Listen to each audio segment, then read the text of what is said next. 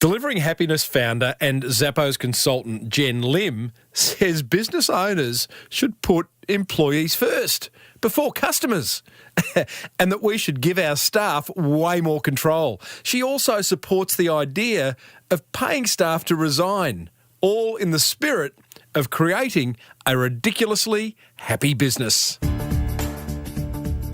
Before we get stuck into episode 395 of the Small Business Big Marketing Show, the Marketing Gold is made possible thanks to Amex and Design Crowd. Design Crowd is the world's #1 custom design marketplace where, with access to 550,000 designers, you'll get the perfect design every time. And you can get $100 off at designcrowd.com/Timbo. And you got to love the American Express Business Explorer credit card. It comes with 50,000 points bonus every year, a low interest rate, and 2 points on every dollar you spend. Not to mention a couple of tickets to the very swish Amex Lounge at Sydney International Airport. Terms and conditions apply, but you knew that. Search Amex Business to find out more.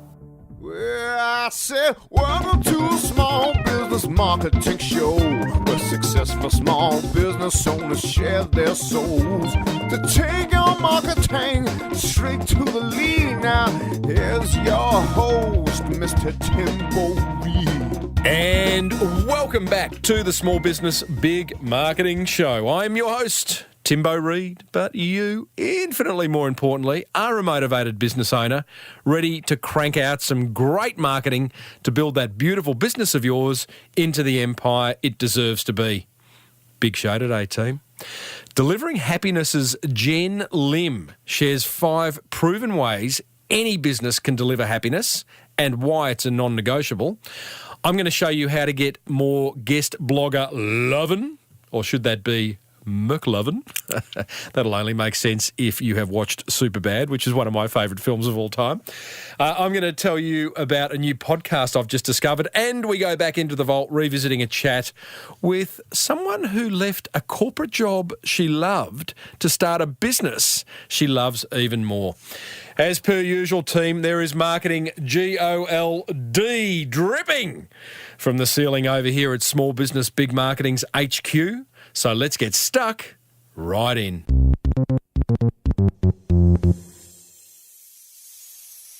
I got a wonderful, wonderful email this week from listener Jason Naylor, thanking me for encouraging him to start a podcast. He says, Timbo, I've done it. I've launched my podcast. My vintage VW Combi has become my recording studio, and I'm travelling New Zealand chatting to creators and artists, learning what they're building and how it's going to make money for them. He says it's the alchemy of creative and commerce, making art versus making money. I have had a listen to this podcast, which is called Breaking Art, and it's really, really good.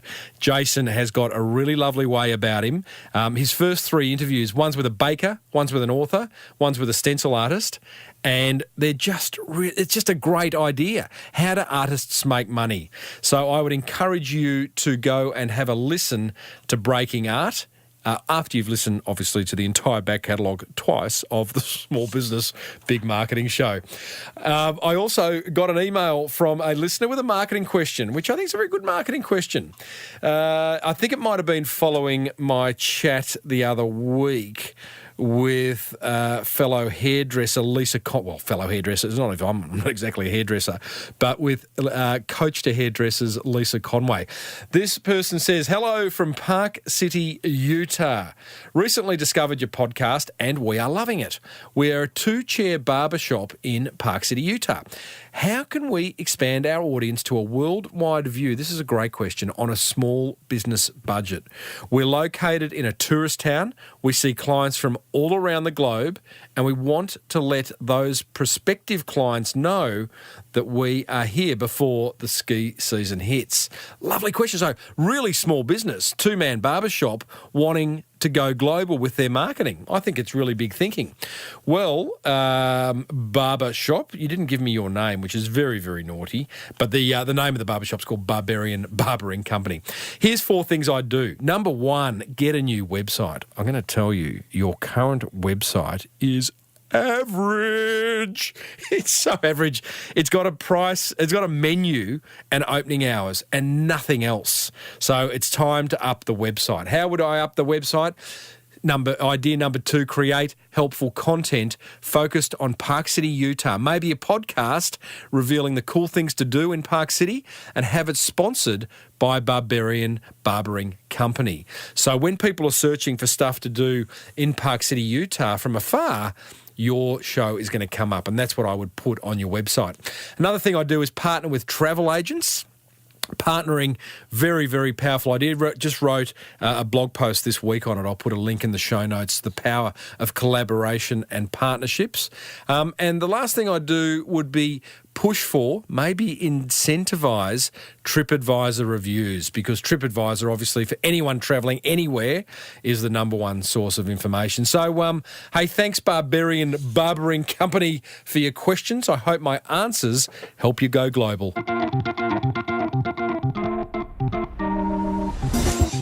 Need a speaker for your next conference? Recommend Timbo to your event organiser. Or better still, book him.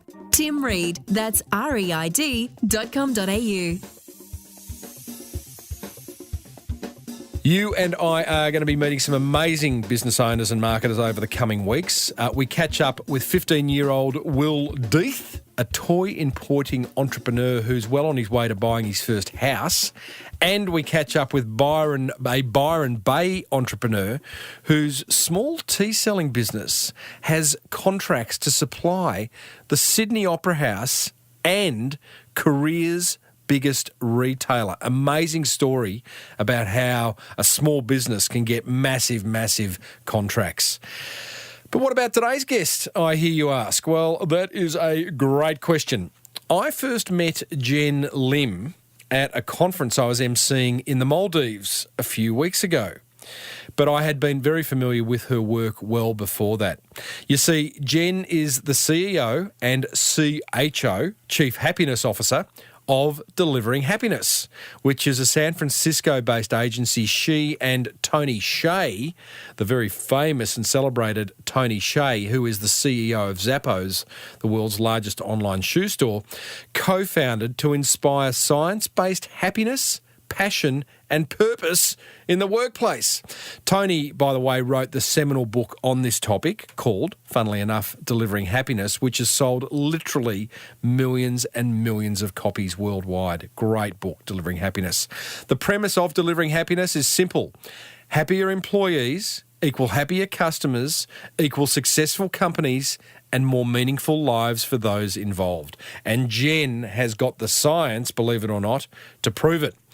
She's been a consultant with Zappos from startup days in 2003 to the $2 billion business it is today. She's created the Zappos Culture Book, an embodiment of how companies can use happiness as a business model. And now she's here to share her top 5 ways you can deliver happiness in your business. So we started off the discussion with a quick chat about where Zappos is at today.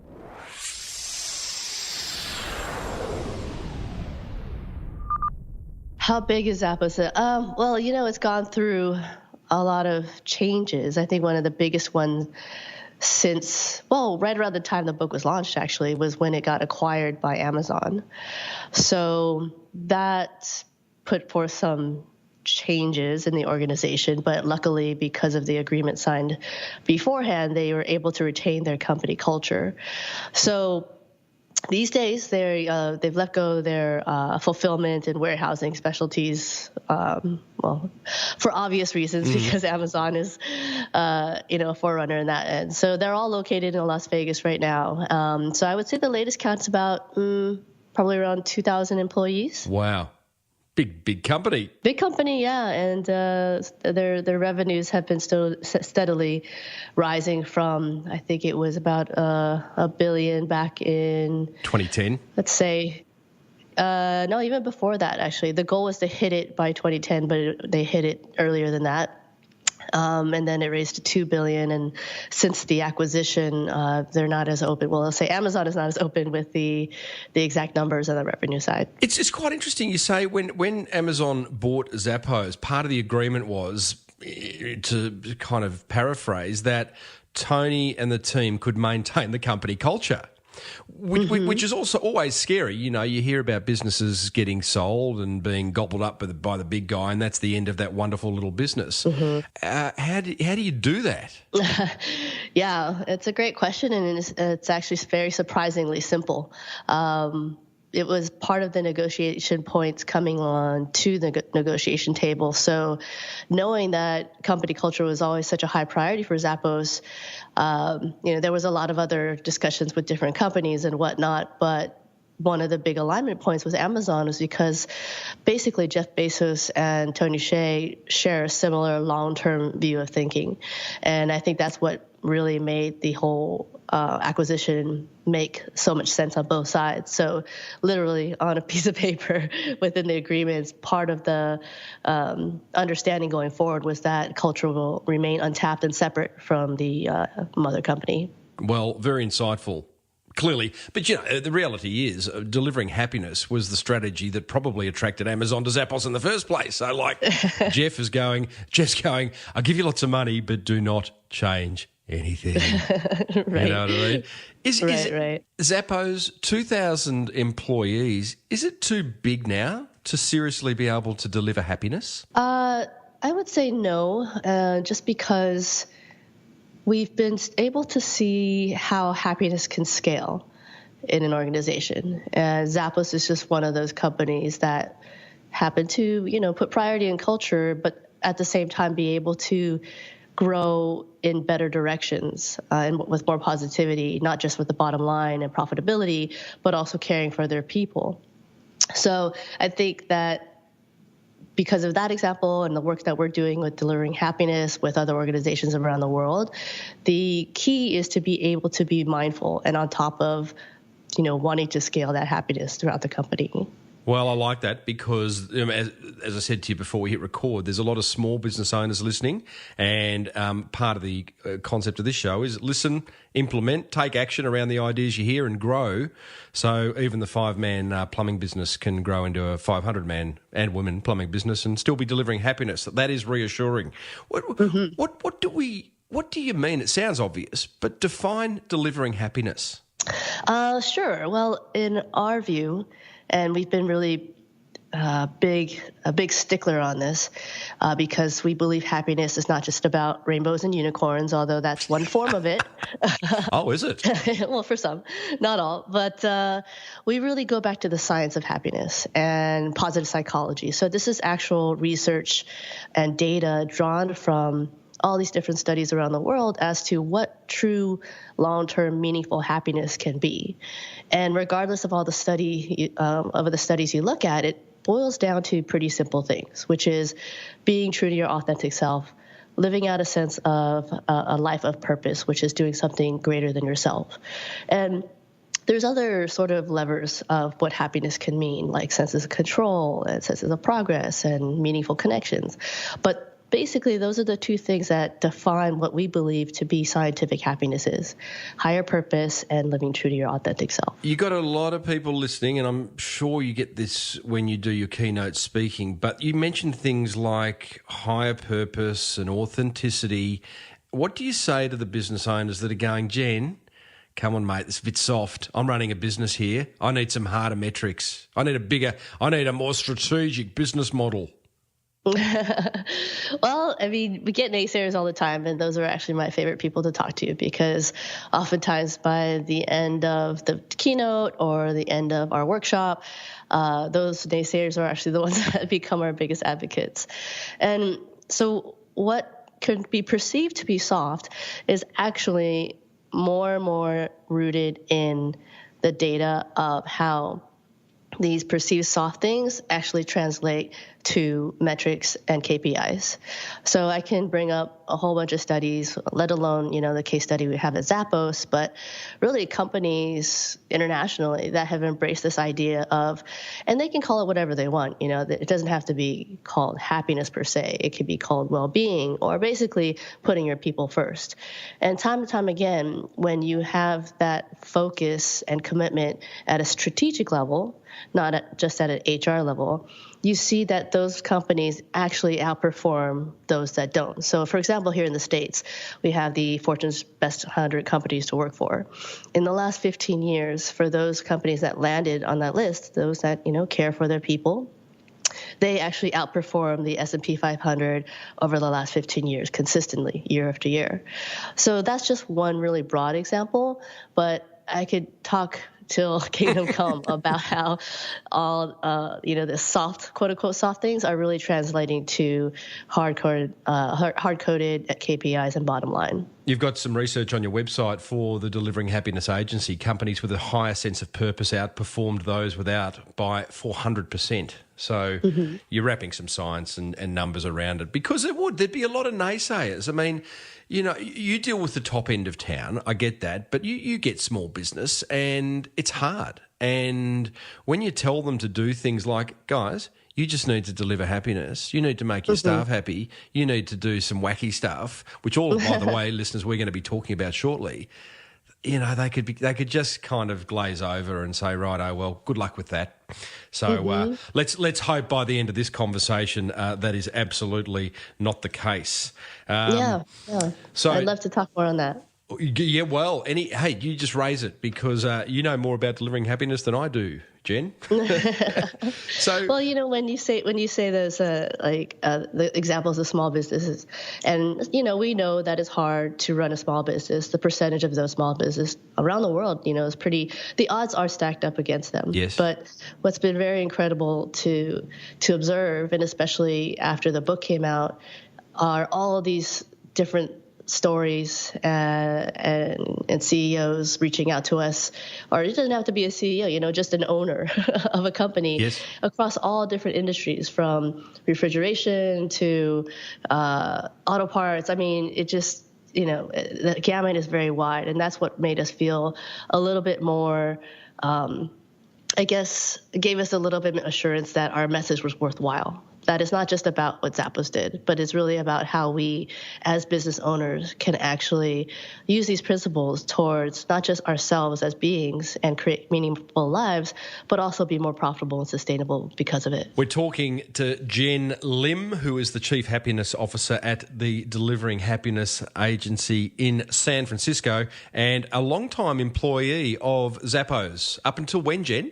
Up until the book launch, actually. So right around 2009. I was actually always a consultant there, to be totally transparent. But yes, was there for about 8 years. Yes, please be transparent, Jen. There's no lying on this show. No, not of our values either. Yeah, correct. I was guessing that. Now let's get stuck into these 5 ways to deliver happiness, because I think they're absolutely fascinating. Let's break them down. Let's give listeners a way of implementing them and maybe back them up with a story or two. The first one is deliver happiness to your employees first. Goodness me, I thought the customer was always first, Jen. Yeah, and that was a long riding sentiment for many, many years, and a lot of companies actually still believe in that. And we're not saying don't cater to your customers. That's not the point. We've come to this really simple equation that where we say, if you can make your employees happy first, that'll actually equal happier customers, and that will actually equal a more profitable and sustainable business. At the same time, when you're doing this, it becomes more natural that you're bringing more authenticity to your own brand. So it sometimes can be a little counterintuitive, but I mean, we've seen a lot of examples, and not to, overhype the Zappos story, but just a reminder to all your listeners that Zappos was a small company once upon a time too. And, seeing the days that they were struggling, from 30 employees to where they are now, over all these years, I think there's some testament to the fact that, when they first started, it was all about selling shoes. But then they grew up a little bit and said, you know what, we want to be good at customer service. But then they grew up again, and this is where their, maturation point really hit a certain peak. They said, you know what, we actually know we want to have to make our employees happy first. And through that process, they were able to really turn their business model into something that's people first, and essentially that's what makes them have such great customer service and therefore become the successful company they are right now. So this concept of making employees first, this is more about, giving them a ping pong table and an air hockey table and free coffee.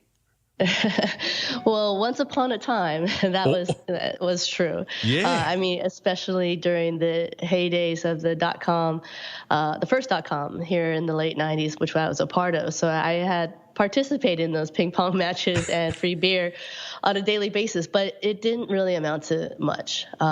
Those are very extrinsic type of benefits that, it's just a very temporary high. But through the realization of what we've seen in the science of happiness and positive psychology, the more meaningful, if not intrinsic factors of a person is what we mean by happiness. So what I had mentioned earlier, how do we give our employees a greater sense of freedom? At the same time, a greater sense of accountability. So it's not that they're running around and not showing up at work and whatnot, but it really is tying in the sense of, look, we appreciate you for who you are and what you can bring to the company and be accountable for it. So therefore, that's how we're going to work on this together. There's a lot of examples on how to bring those more intrinsic type of benefits that are not about free coffee or beer and a ping pong table. Okay. Give us a couple. How can a business, or give us examples of businesses that are delivering happiness to their precious employees first? Yeah, so another example or lever of happiness is what we call perceived progress. So how can you give the employee a greater sense that they're getting somewhere quicker than they were before? So as an example, if there's a program that you have, a training program that you have your employees go through that usually lasts maybe 6 months or a year, sometimes it actually helps for the company to say, look, this is the full training, but we're going to divvy it up. So we're going to divvy it up. So every 2 months, every 3 months, we're going to reward you in some way. It doesn't even have to be through compensation. In fact, that's what we saw at Zappos. We did the merchandising did that in their department, and there was no compensation reward, but just by acknowledging and giving recognition so that it's not this full-on year that they have to go through. But, every couple steps of the way, there's a sense of progress that they're making. And just by that act alone, the merchandising department actually felt happier and they were actually more productive. So that's just one example of using a principle of happiness, progress, to apply it to your employees, to make sure that they feel they're not just stuck in the same rut, that they're actually, there's mobility and an opportunity for advancement. Okay, so just to be clear, there is nothing wrong with free beer within reason and air hockey tables, but part of delivering happiness to your employees is recognition, is acknowledging, is giving them suitable training, all the obvious things that is going to make someone feel as though they belong and that they are absolutely needed in this organisation. Yeah, and I think it's nothing new in some senses, but I think the difference of what we're coming from is that these types of, training, recognition, it needs to be a little bit more authentic and aligned to what these individuals are. So it's not about the company always per se. It's actually about the people that make the company that it's important to align with and understand, their own purpose and their own values of what they're doing on a day-to-day basis. And so making it so it's not about, the boss making more money. It's actually about the collective team doing something bigger than just themselves and making more money. You mentioned the word authenticity a lot, and I hear it a lot being in marketing. What do you mean by it? I think that authenticity in the very base of it is just being transparent. And so that is one of the biggest lessons we learned along the way at Zappos and the sense of transparency. What does that really mean? So it could actually exist on so many levels, because there's the authenticity of your brand, which, is your company. And we believe the flip side of the same coin is the authenticity of your culture, which makes up your people. And then there's the authenticity of communication amongst the senior leaders. And then there's authenticity of individuals. And that essentially equates to being true to yourself.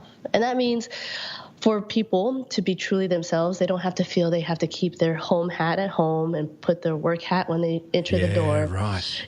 It's really wearing one hat, because in the end, it's just life that we're all trying to lead. I think an example of this, I remember interviewing a fellow who was responsible for bringing what at the time was called Virgin Blue out to Australia. It's now called Virgin Australia, but the airline, and he talked about the fact that the Virgin brand's so strong, everyone wants to work for it. So he didn't have an advertising bill to recruit people, right? Because they came to him. And one of the things he did when he employed people was that he would say, okay, this is the Virgin brand, be authentic to that, be true to that, but bring some of yourself along. And I remember him using the example of a cabin crew person he employed. Now, this woman, up until becoming a hostie on a Virgin Blue plane, was a face painter at kids' parties. And so part of her shtick, as now part of the Virgin cabin crew, was when a kid mucked up in the plane or was sad or was crying or whatever, she could go down and offer to paint his face or her face, right? So she was bringing some of her thing into the Virgin brand, and as a result, I'm guessing she loved working there. Yeah, and I love that example, because what we're also saying is that it just doesn't necessarily need to apply to your customers. This actually can apply to your coworkers as well. And that's when a strong company culture comes, because everyone has different sorts of skills or, passions and hobbies outside of work. When they share that amongst their coworkers and their teams, then that actually creates a bigger sense of connection and community. Love it. Pretty obvious, really, isn't it? Pretty much. Okay, we are moving on. Second way to deliver happiness in your business is to establish or revisit your company's purpose statement. This freaks me out a bit, Jen. I know you're going to simplify it, but I've been in a lot of big corporations where the purpose statement has been on the wall in reception. If you go then into the bowels of the business and ask people, hey, what's the purpose statement? People go, I don't know, never seen it. Yeah, and that's my sentiment, 100%. I used to be a consultant at KPMG, and going through so many different industries and companies, it was the same exact thing. The plaque on the wall looked beautiful. Beautiful. And the words could be beautiful too, but walking around, no one really remembered it. So purpose statement is taking it even a step further than mission statement, because we've all seen those before. Yes. So purpose statement is, this is even, if I could define it, it's less of a mission of what our business is going to do operationally, or strategically even, but really it's a more aspirational statement for what our business stands for, more than just making money. And I'll give you some examples. But going to the Zappos really quickly. Example, we first started just trying to sell the most shoes, but evolving through the times, realized we don't want to be shoe sellers per se, so essentially changed that purpose statement to delivering happiness. And if you notice, that has nothing to do with shoes. No one would ever know that's a shoe company. And what we're seeing more and more of these really successful companies that are building their global brands is that they're doing the same exact thing. So, for example, if you're familiar with Airbnb, is it pretty big in Australia? Huge. Okay, cool. So, this is a company that started 9 years ago, and now they're valued at about $31 billion. But remember, once upon a time, they were a small company. Two designers, yeah. Yeah, exactly. And so their higher purpose that they shared and probably spent a lot of good money on a Super Bowl campaign on this last year was belong anywhere. And that's it. Belong anywhere is their higher purpose. And everything that they do actually is driven from that statement alone. Same thing happened with Facebook. Zuckerberg actually announced this early this year. Instead of their original purpose mission statement, their new one is to bring the world closer together. And you notice in both examples, they have no reference to what they do as a business itself. It really is more an aspirational and humanistic level of what these companies represent and what they're doing on a day-to-day basis. Is this like Walt Disney was Make the World a Happier Place? Yeah, very similar to that, yes. And he totally was able to imbue that through all of his properties. Is this not necessarily this idea of a purpose statement? It doesn't have to be a tagline. Airbnb's, I think, which is belong anywhere. That actually sits under a logo somewhere, whereas I'm not sure bringing the world closer together is customer facing for Facebook. Is it most important that first and foremost your purpose statement is just known by your employees? I think that is probably most important, that this statement is not only known by the employees, but also aligned by them. In fact, it's part of the recruiting process that we recommend is that, if this person doesn't align with this purpose statement is and core values, which we can talk about later, but essentially it's not going to be a right fit for your company. So yes, of course, it's important for the employees to know, but I also think it's more and more important for external people within your ecosystem to know as well. So your partners and your vendors and obviously your customers, because it gives that much more reason to align with your brand than another brand that may or may not have a purpose statement or may not be living up to their purpose statement. How do you filter out employees? Let's use Zappos as the example. How do you know if someone's going to deliver happiness, if they're going to be on purpose? Yeah, so it's pretty rigorous in terms of the recruiting process. And it's not just about living up to the purpose, but it's also living up to the core values, which is actually another point that I want to make in terms of delivering happiness to people. So by going through not just, the traditional type of interviews, it actually is, and this is not just Zappos, this is something we believe at GH and what we recommend as well, it's actually interacting with people outside of the interview. That's really important. One of the things that Zappos did back in the day was essentially they had a shuttle driver pick up a candidate to take them to Zappos, do the whole interview, and then return them to the airport or hotel, wherever they're going.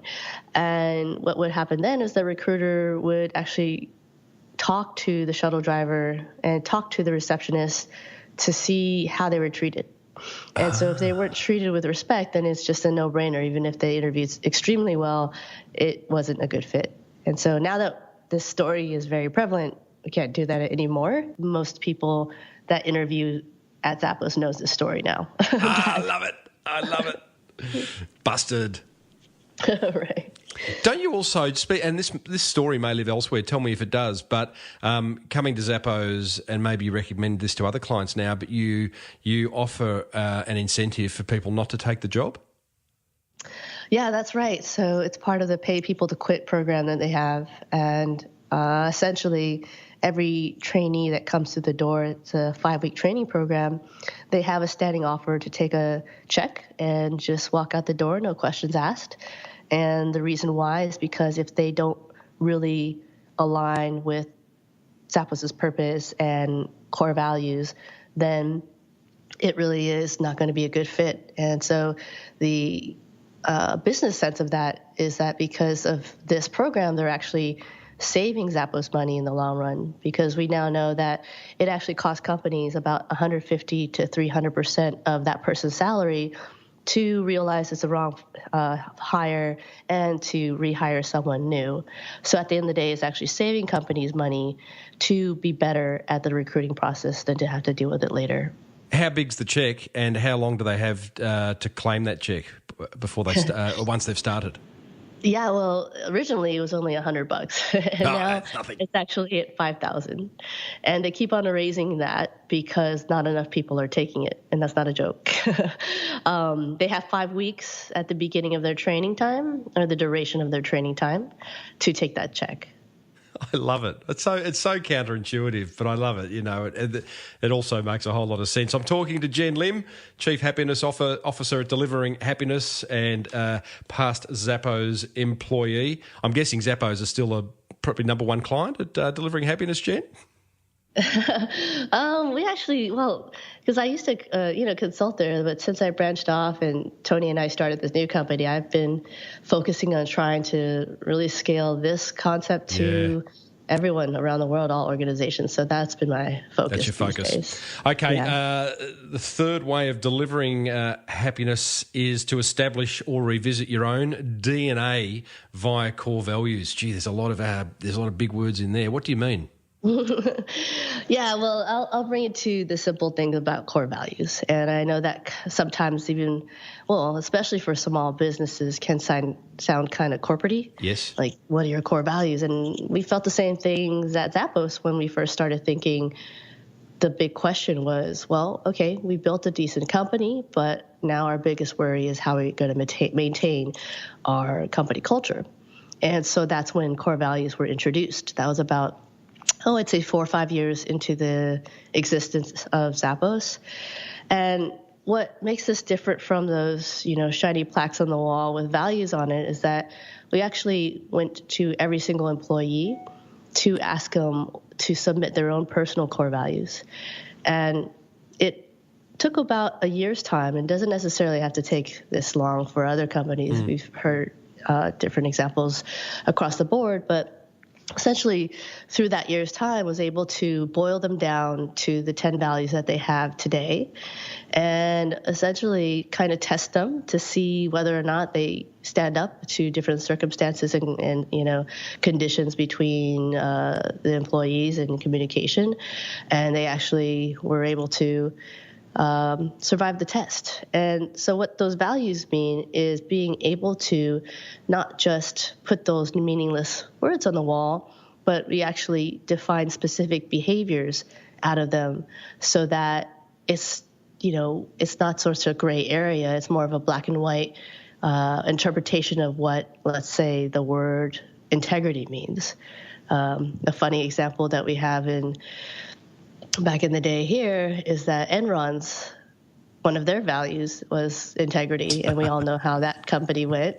So the difference is that if we are defining values and behaviors, then there's clarity for all your current employees, and even more importantly, your future employees, of what your values are. Because as you grow, and we all want that, and we want that at a great scale, but unless you have these senses of values and purpose in place, that origination, which is why I call the DNA, it gets lost. The origination of why we started the company, the origination of how we started our culture and what we really believe in, that unfortunately, as companies grow in size, gets put on the back burner. But the point is that it's too important to not have them consistently in place with your growth.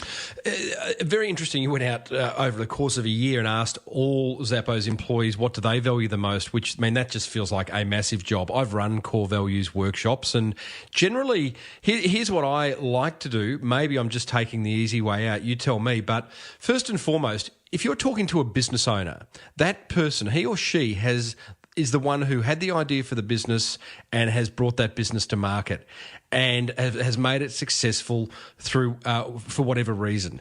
Now, it's their core values, it's their personality, it's their original mission and vision that you could argue is the reason for the success. What I've found is then when you cast the net wider and speak to employees who probably don't have skin in the game, i.e. equity, shares, any other reason for the business succeeding than, I'll keep my job if it does, it starts to, you go from being a very articulated brand to a brand that feels very watered down because everyone's saying, oh, yeah, I like integrity and I like honesty and I like fun.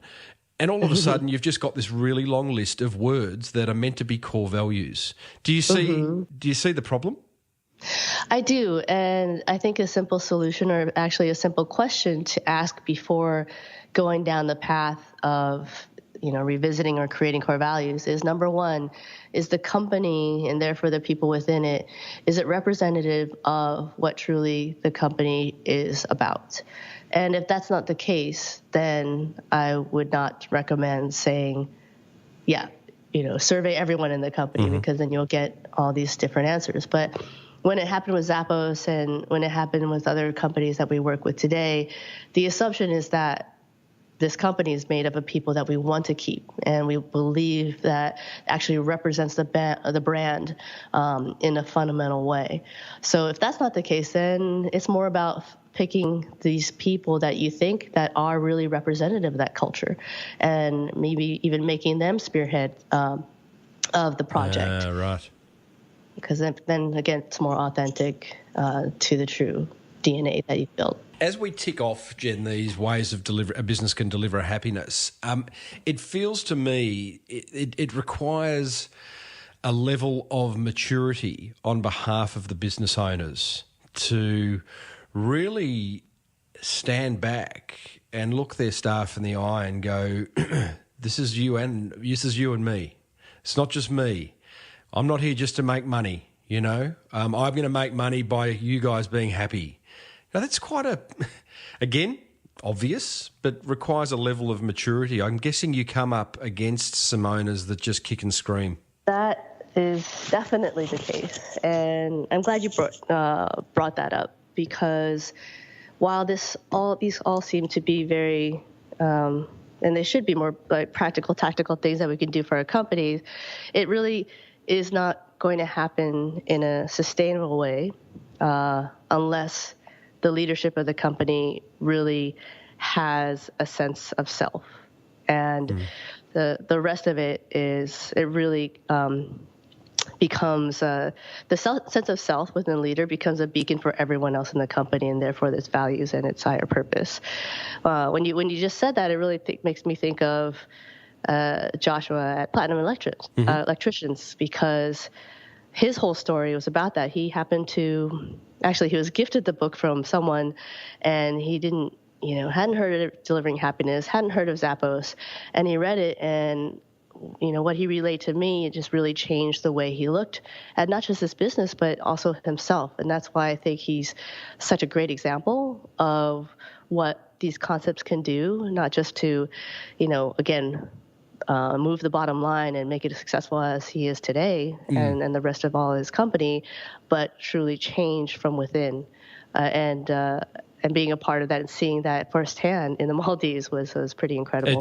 Josh is a great example, and listeners, for those of you who don't know who we're talking about, Josh Nichols, past guest, one of the more popular episodes of the Small Business Big Marketing Show, Jen, and Josh absolutely embraced the Delivering Happiness business model, and the difference being he implemented. He got very excited. He's an excitable young man, and he implemented, but he's also maintained it throughout the years too, and there's a massive difference there. Now, speaking of Josh and Platinum, and I'll put a link, by the way, in the show notes to that past interview with Josh. I love this fourth way of delivering happiness. I think it's my favourite. Build meaningful relationships and wows across your ecosystem. Mm-hmm. Yeah, it's one of my favorites as well, because going back to the science, having meaningful relationships is actually one of the biggest ways to have sustainable happiness in our lives.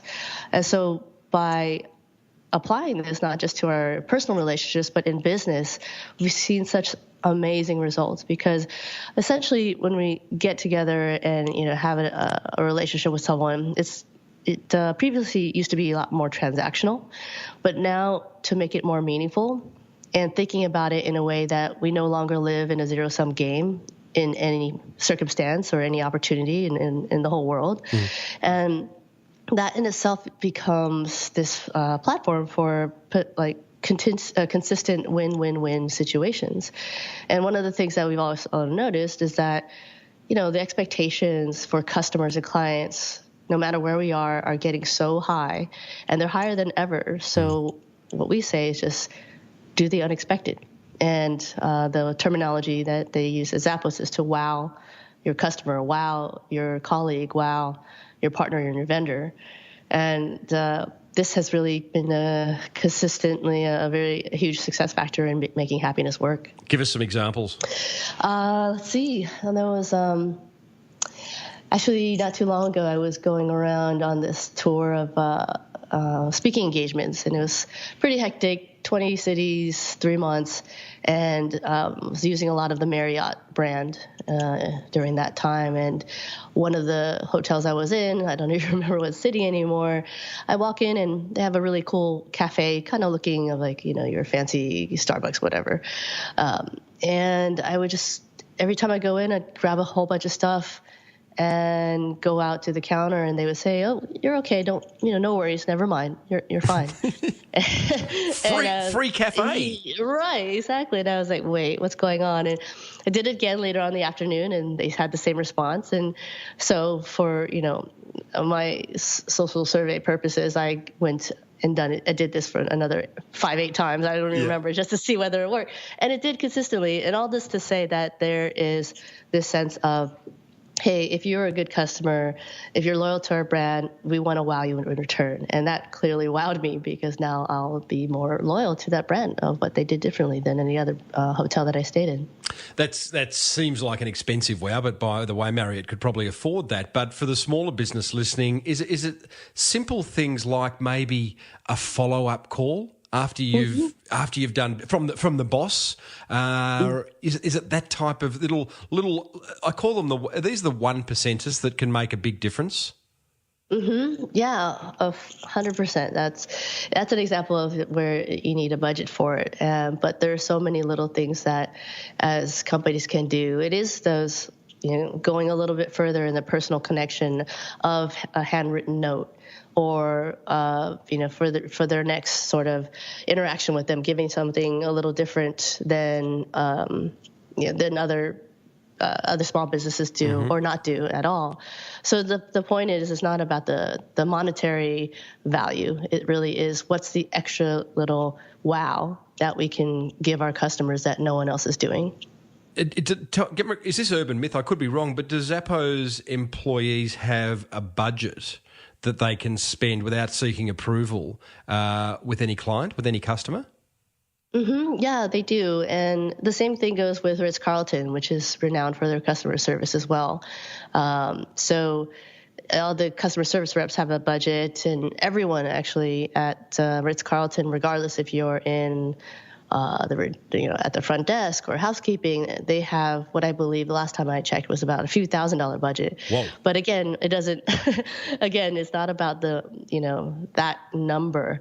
It really is about, there's so many things as we're all our own experts in our own fields, doing something what we call buff. So it's best, unique, or first, that other people in our fields or quote unquote competitors aren't doing. Yeah, okay. So just to finish up on this fourth one, because I do love it, what's the exercise that you take clients through to come up with a whole lot of wows? Mm-hmm. It's really pretty much a role-playing thing. So it's as if you're mapping out the entire point-to-point, node by node interaction with your customer. So this could be anywhere from the initial email exchange, or now more and more we're using text.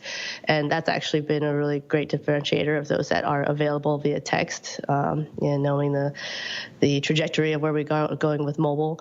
So just mapping those things out, like where do we touch our customers aside from the in-person? And so once you map that out, then you can actually ask yourselves those questions.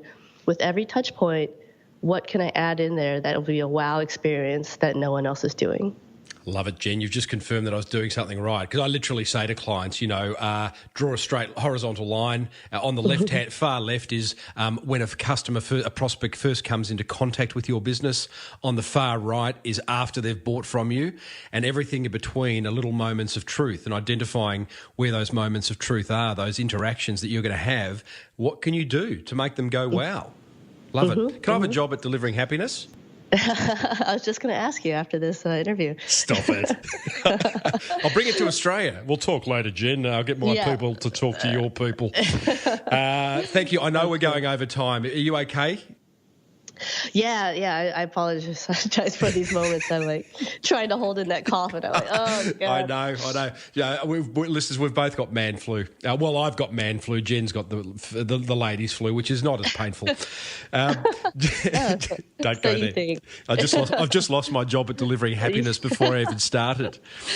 Yeah. The fifth way to deliver happiness: give your employees more control. My God, I think we've just lost all business owners. Mm-hmm. What do they say? The lunatics are running the asylum. Well, now you know how things are going around here. But that's why I think you'd be perfect for delivering happiness, Tim. Love it. Talk to me. Interview's over. So, all right. So this again is a counterintuitive thing, something that we mentioned earlier, but. Like I said, now that expectations are high, it's better to do the unexpected. Mm-hmm. So by giving employees more control, what we've seen is that, and this is the new day and age, right? Like, and we hear a lot about, the millennials and yada, yada, yada. And what we believe is that it doesn't need to be looked at that way, because at the end of the day, we are all humans, and we're in a very rapidly changing society around the world. So it's a greater, more meaningful ask of what employees are asking than ever before. And so by giving them more control over what their role is, over what their job is, their responsibilities, but at the same time, and this is very big, to make sure they're accountable for it, we've seen time and time again that they'll actually be more productive, more engaged, and work harder for the company while staying longer at the company. So here you're addressing all these different points of all these issues that we're having with, this today's workforce. So one of the examples, if I could just mention, there's a doctor's office, and I was talking to someone that came up to me after a keynote, and he said, I know exactly what you mean, because I love going to my doctor's office. And I said, all right, tell me more, because who loves going to their doctor's office? I don't know that many. And he said, I realized last time because I went to the front desk and the receptionist gave me her usual, smile, and we talked and we were laughing. And then she gave me her business card, and on it, the title said, the Director of First Impressions. And for him, it all clicked, because she felt more control of her job. She's not just a receptionist. She's going to own whatever she wants to do because she wants to do it. So that's just a small, non-monetary example of giving people more control. I guess the proof of the pudding of that is she really? Is that just a title on a business card that's cool and funky, or is she really the Director of First Impressions? Does she have influence, budget, authority to make changes in that doctor's practice to do that? That's a great question. Yeah. And if she does, then wow, cool.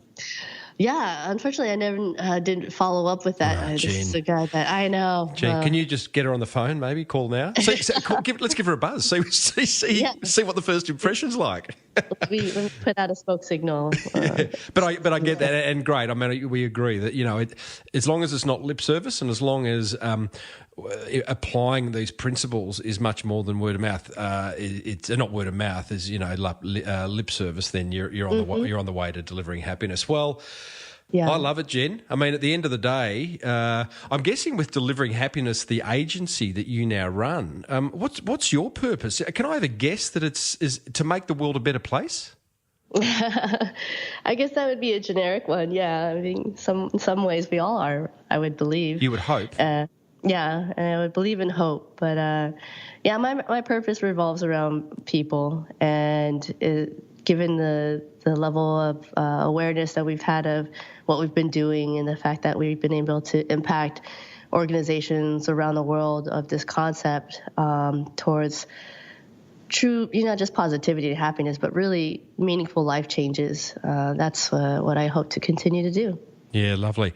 How can people find out more about delivering happiness? Because I guess you guys don't deal with small businesses, but if people are interested, how can they find out more? Sure. Yeah, we do hold workshops and boot camps and master classes for smaller companies as well. So not to preclude anyone at all, one of our missions is to be able to, connect and hopefully help every organization. So if you just come to our website, it's just www.deliveringhapiness.com. These meds are getting to me. I have to apologize for this. And I'm she flu. Yeah, correct. I'm on that website now. There's a fantastic blog, and there are some fantastic resources, including worksheets and things to download. So deliveringhapiness.com. Jenn Lim, thank you so much for fighting your way through the flu and joining us and lifting the lid on. You know, as I said at the top, soft business strategy on the surface, hard underneath. And, you know, if you get it right, clearly, you might be the next Zappos, which would be kind of cool. Just to finish on, what are 2 or 3 other businesses, because we talk about Zappos a lot, and why not? They birthed this concept. What are 2 or 3 other brands that listeners could look to see delivering happiness in action? Well, I could name the big ones, but go. Because it's a smaller business, I feel that might not be as whatever works. All right. Well, let's see. There's HP, which some people may be familiar with. Small company called McDonald's. You might be familiar with. Yeah. But given this is a small business audience, I really want to iterate that. And if you're interested in specific case studies too of how this has impacted small businesses around the world, I think that's even more of applicable to what you're doing on a day-to-day basis. So I would leave it at that. If you would like to learn more about those, then just let us know. Love it. Thanks, Jenn. Yeah, thank you, Tim.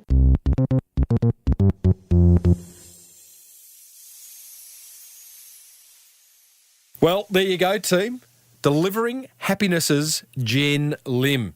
Coming up, I'm going to share my top 3 attention grabbers from that fireside chat with Jenn. Plus, I'm going to show you how to get more blog posts written without having to lift a pen or hit a keyboard. You know what I mean. Cheap, quick, great.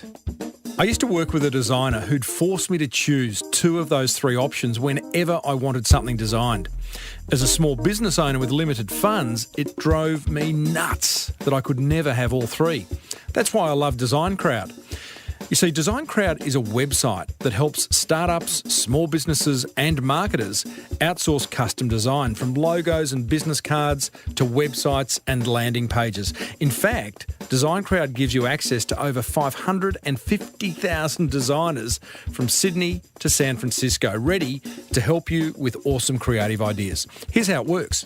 You post a brief describing your design need.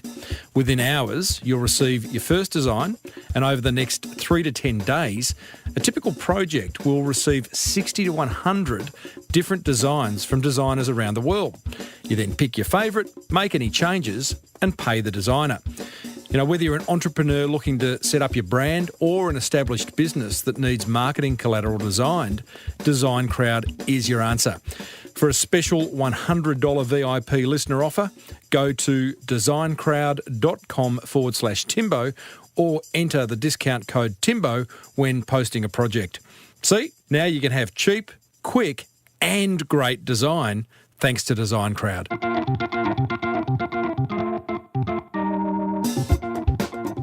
Here's a money-making tip from American Express member and 4 Pillars Gin founder, Stu Gregor. I, for the life of me, don't understand why a business won't accept Amex, because what you're potentially doing is knocking back customers who want to spend money on your product or your brand or your service or whatever it is. And I frankly don't understand it. If someone wants to give me their Amex and buy 10 bottles of gin, I tell you what, I'll take their Amex, thanks very much. You're potentially also denying yourself a big chunk of corporate business as well. You know, because a lot of sales guys, I know me in my own business, I use Amex. And if I go to, if I ring to make a booking at a restaurant or a bar or something, I say, do you accept Amex? And they say no, I go somewhere else.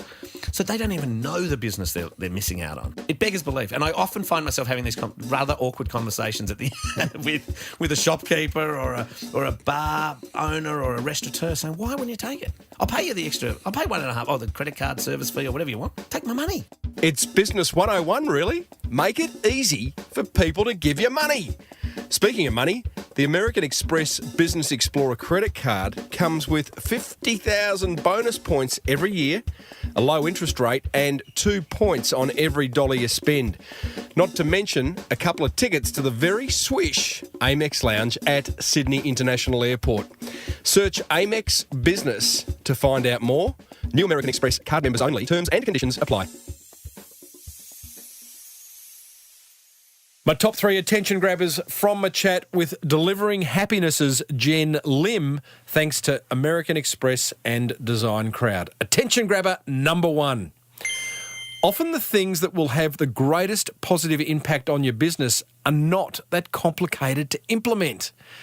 They require a level of courage to implement, but once you break through the barrier of fear, the rest is easy. And I think this whole delivering happiness concept falls under that banner. Not as hard or as complicated as you think, but clearly with some pretty big upside. Attention grabber number 2, I love the whole delivering wow thing and the BUD approach for delivering wow experiences. Either be the best, the most unique, or be different. And remember, this applies, by the way, delivering wow to employees, suppliers, partners, even your customers. Did a great episode on this with Josh Nichols from Platinum Electricians, which we mentioned during that interview. I'll put a link in the show notes to that interview because it actually talks about how Platinum is delivering wow all along the customer journey. Attention grabber number 3, deliver happiness to your employees first. Wow. How counterintuitive is that? I thought the customer was first. Hey, what about those precious customers? Like I said, delivering happiness takes courage, which I think it might be worth finding. What grabbed your attention? Head over to smallbusinessbigmarketing.com/395. Let me know.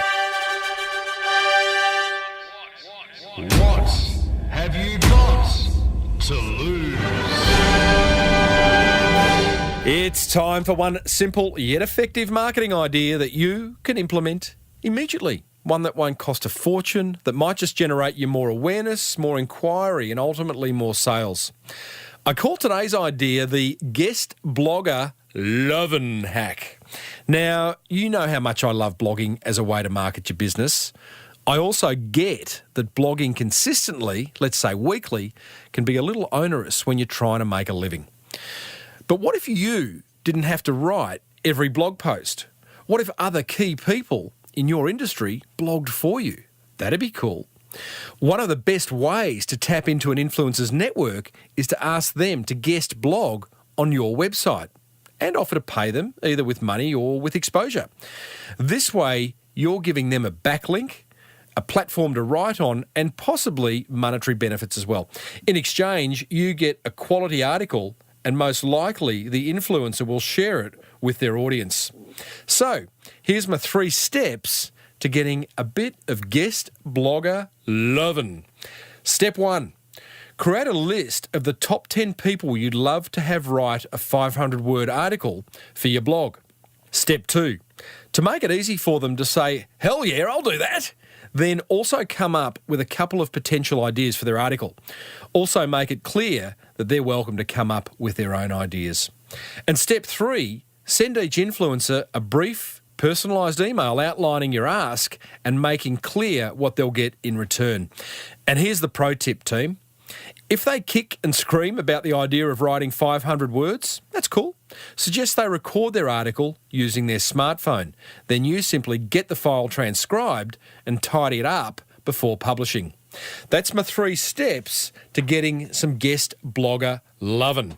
Head over to smallbusinessbigmarketing.com/395 where you'll find a link to this post plus some additional resources to bring this idea to life, including the definitive guide to guest blogging and a link to purchase a signed copy of my book, The Boomerang Effect, that'll get you right into the positive marketing mindset that you so much deserve.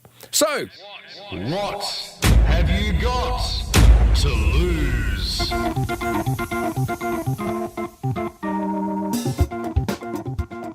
You and I cover some pretty serious marketing ground in this show. Have you listened to that chat I had with Nourished Life's Irene Falcone? She's created a multi-million-dollar business by solving a personal problem. I was so exhausted, and I was a mum. I've got 4 children. I was a complete makeup junkie, so I was slathering my body with, now we find out I was slathering my body with up to 500 different chemicals every single day, and that's what women do. And I never really thought about what was in those products. I just sort of sat down on that step and I grabbed something out of my bag, rub it on my leg so I could keep walking. And I looked at the back and I thought, that was really the first time what am I putting on my body? That was the first time I ever really thought about it. Mm-hmm. And, it just sort of sat with me for the rest of the day. And then when I got home that night, I started Googling and looking up what these chemicals were. Google sent back some things that didn't sound very good about these chemicals. Irene started to blog about her chemical discoveries and very quickly built up a tribe of like-minded individuals. She's now running an e-commerce business selling toxin-free products and turning over a lazy $20 million a year. Plus, in that episode, I show you how to make a boring presentation rather interesting. Hey, I'd love to hear from you. Hit the contact button over at smallbusinessbigmarketing.com where you can email me, connect with me on social media and grab a signed copy of my book, The Boomerang Effect. And a big thank you to the American Express Business Explorer credit card for making this show possible. If you love the idea of your business expenses rewarding you, you are going to love that credit card. Search Amex Business to find out more. And check out Design Crowd, the world's #1 custom design marketplace, where with access to 550,000 designers, you'll get the perfect design every time, and you can get $100 off your brief over at designcrowd.com/Timbo. If you love the Small Business Big Marketing Show, then let another business owner know about it by grabbing their phone and downloading it for them there and then. Maybe do that 2 or 3 times a week. That'd be wonderful. Thank you. Until next week, I'm Timbo Reid. Thanks for tuning in. May your marketing be the best marketing. Bye for now.